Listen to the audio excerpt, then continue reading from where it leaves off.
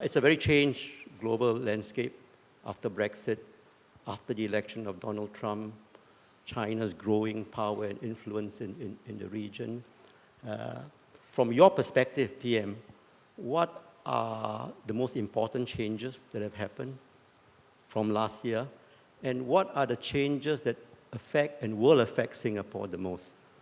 Well, the changes are not just from last year, but the tipping over, like Brexit and the election of President-elect Trump happened last year. The changes have been underway for some time. Globalization has been progressing, the stresses have been building up. People have been anxious about immigration, anxious about job insecurity, anxious about inequality, anxious about ethnic trends in their society.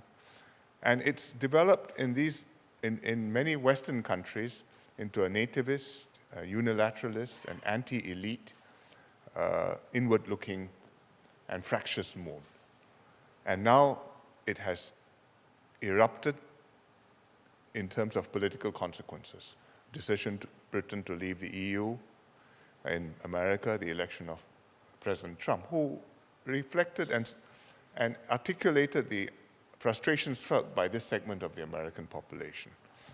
It means a very different world environment, because for the last few decades, whatever the tensions, there have been conflicts, there have been all sorts of very difficult problems, but the dominant narrative or the dominant politically correct line is that we're working together, that trade is good. It has to be fair, but trade is good. It is win-win. Let's cooperate. There's a global environment. There are international rules. We all fit within those rules. Everybody cheats a little bit. Everybody says, I'm a free trader, and then we'll do something which is not quite in consonance with that. But anyway, they say the right thing. And that is important, because that sets a certain norm and a basis on which countries can work together. Now, if we stop even saying this, and the mood within the countries is, let's go it alone unilaterally, and I will try and deal with the other fellow. And I will be stronger than him, and I'm looking after myself first.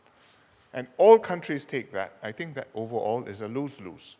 And for small countries like Singapore, that is a difficult environment in which to operate. It's not happened just last year. It's a trend which has been developing, but it has now been crystallized, and it may go further. And we have to know that we are operating in this more difficult environment. Of course, superimposed on that, the Chinese economy has been growing and increasing its weight in the world, it's China's influence in the world, and that has made for a changing strategic environment. It's quite something to have the Chinese president go to Davos and make an eloquent speech on globalization and free trade and competition the way he did. It could have been made by any Western leader or the managing director of the IMF with credit. Yes, in fact, it's an amazing turnaround, isn't it, PM?